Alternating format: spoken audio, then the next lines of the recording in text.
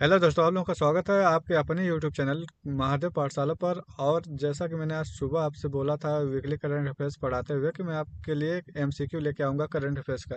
क्योंकि current affairs इतना है कि आप सारा का सारा नहीं पढ़ सकते, तो उसमें जो मेन मेन है वो मैं आपको लेके आया हूँ। तो बिना देर किए हम चलते हैं अपने उस क्वेश्चंस पे। पहला क्वेश्चन है कि केरल का कौन सा डिस्ट्रिक्ट है, केरल का कौन सा डिस्ट्रिक्ट है जो पूर्णतः कागज रहित बनेगा। कागज रहित अगर बना तो मतलब डिजिटलीकरण इसका होगा, डिजिटलाइजेशन इसका हुआ होगा, तो वो क्या है? कलपेट्टा वायनाड है। ठीक है, कलपेट्टा वायनाड है। फिर उसके बाद कि हाल ही में किस दुर्लभ और गंभीर रूप से लुप्त प्राय पक्षी संरक्षण को लेकर कलाई टू कौन सा है? कलाई टू परियोजना के क्षेत्र में चिंता जताई गई है, तो वो है सफेद पेट वाला बगुला। ये सफेद वाला पेट बगुला है और ये किस में आता है? क्रिटिकली इंडेंजर्ड में आता है। ठीक है, क्रिटिकली इंडेंजर्ड में आता है। इनकी संख्या बहुत कम है। तो ठीक है, अभी ये कहाँ पे अंजाव डिस्ट्रिक्ट में कहाँ पे बन रहा है? अंजाव डिस्ट्रिक्ट में अरुणाचल प्रदेश में बन रहा है। अगर आपने मेरा क्लास लिया होगा तो उसमें आपको देखने को ये मिल जाएगा। ठीक है, भारतीय रिजर्व बैंक ऑफ इंडिया ने हाल ही में मुंबई में क्या किया है? पीआरबी की बैठक करी है।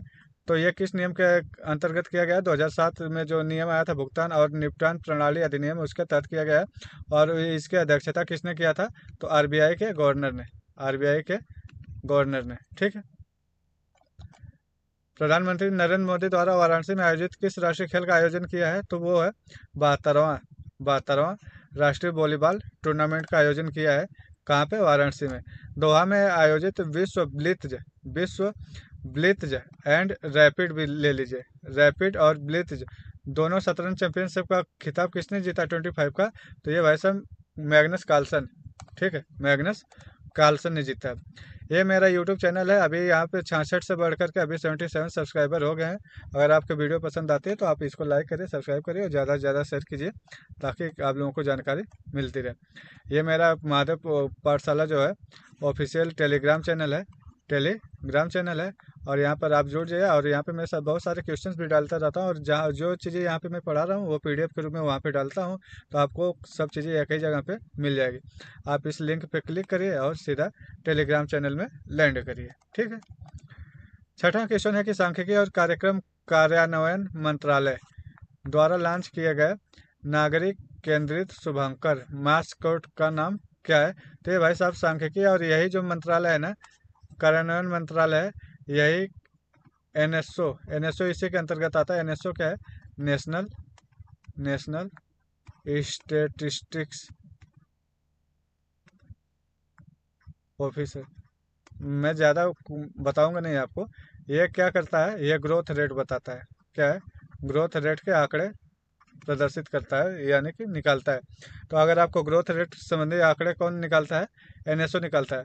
आपको अगर जानना है कि जीडीपी क्या होती है, जीडीपी क्या होती है, ग्रोथ रेट कैसे निकालते हैं, जीएनपी क्या होता है, एनएनपी क्या होता है, तो इसके लिए मैंने एक वीडियो बना रखा है, मैं आपको लिंक में दे दूंगा, या जो ऊपर पॉपअप आता है ना उस पर आपको देखने को मिल जाएगा। आप वहाँ पर जा करके देख सकते हैं। ठीक है, भारतीय महिला हॉकी टीम का जो नई कोच है ना, उनको किसको शामिल किया गया है? शॉर्ट मोरिन को इनकी नियुक्ति की गई है। ठीक है, अगला है कि नेशनल टाइगर कंजर्वेशन अथॉरिटी ये एक आंकड़ा जारी किया, और इन्होंने बताया कि सबसे ज़्यादा एक स्टेट ऐसा है जहाँ पे बहुत सारे टाइगर की मृत्यु हुई है, यानी कि सर्वाधिक मृत्यु हुई है। कितना? 55। वो कौन है? मध्य प्रदेश में हुआ है। ठीक है, फिर उसके बाद गुजरात का कौन सा शहर है जो झुग्गी पुनर्वास और अस्थायी आवास निर्माण के माध्यम से भारत का पहला स्लम मुक्त बनने वाला शहर है? तो ये आपका सूरत है। सूरत में पहले 2006 में 38% स्लम एरिया था, और अभी 2025 में जो आंकड़ा आया था उसमें अभी 5% है, और जल्द ही ये स्लम मुक्त हो जाएगा। अरुणाचल प्रदेश का जो दोंग है ना, अरुणाचल प्रदेश का जो दोंग है, वहाँ पे 2026 में, दोंग एक गांव है, वहाँ पे 2026 में सूर्योदय का स्वागत किया गया। और इस स्वागत के लिए एक सांस्कृतिक कार्यक्रम यानी कि कल्चरल प्रोग्राम का वहाँ पे आयोजन किया गया। और उसका नाम क्या है? अलो प्रभात। क्या नाम है? अलो प्रभात, डांस ऑफ द डॉन। प्रधानमंत्री नरेंद्र मोदी ने नई दिल्ली में भगवान बुद्ध के पवित्र अवशेषों की जिस अंतर्राष्ट्रीय प्रदर्शनी का उद्घाटन किया, उसका शीर्षक उन्होंने दिया था the light and the lotus relics of the awakened one. ठीक है, भारतीय महिला क्रिकेट के उस खिलाड़ी का नाम बताना है जो महिला T20 अंतर्राष्ट्रीय क्रिकेट में दुनिया की सबसे ज्यादा विकेट लेने वाली खिलाड़ी बनी है, तो वो कोई और नहीं, हमारी भारतीय क्रिकेटर दीप्ति शर्मा है। ठीक है। कौन सा देश या कौन सा भारतीय राज्य अपने सरकारी कर्मचारियों के लिए 8वां वेतन आयोग लागू मतलब 8वां वेतन आयोग गठित करने वाला पहला राज्य बना है? तो मैंने बताया आपको, असम बताया, और असम के बारे में इतनी सारी जानकारियां बता रखी है यार कि आप पागल हो जाएंगे। भारत का आर्टिफिशियल इंटेलिजेंस अनुसंधान पारिस्थितिकी तंत्र को मजबूत करने के लिए भारतीय एआई अनुसंधान संगठन AIAI की स्थापना कहाँ की जाएगी? तो ये गांधीनगर के गिफ्ट सिटी में किया जाएगा। ठीक है। भारतीय नौसेना ने हाल ही में 40 साल की सेवा के बाद किस प्रमुख किलो श्रेणी की पनडुब्बी को कार्य मुक्त किया है? तो ये भाई साहब सिंधु घोष है, क्योंकि अरिहंत अभी चली रही है, कलौरी और खंडेरी ये दोनों एक ही क्लास की है। ठीक है। तो WHO की ग्लोबल टीबी रिपोर्ट जो 2025 है, उसके अनुसार 2015 और 24 के बीच भारत में टीबी से होने वाली जो मौत है ना, उनमें कमी देखी गई है। कितनी कमी देखी गई है? 25% की कमी देखी गई है। ठीक है। भारतीय नौसेना का बिना इंजन वाला कौन सा जहाज है जो पोरबंदर से निकला है? मस्कट की अपनी पहली विदेशी यात्रा पर निकला था। तो ये कोई और नहीं भाई, INS भी कौंडिन्य है, कौंडिन्य। ठीक है। भारतीय तटरक्षक ICG द्वारा मुंबई तट पर आयोजित तेल रिसाव यानी कि ऑयल स्पिल, क्या है ये? ऑयल स्पिल प्रतिक्रिया अभ्यास का नाम क्या है?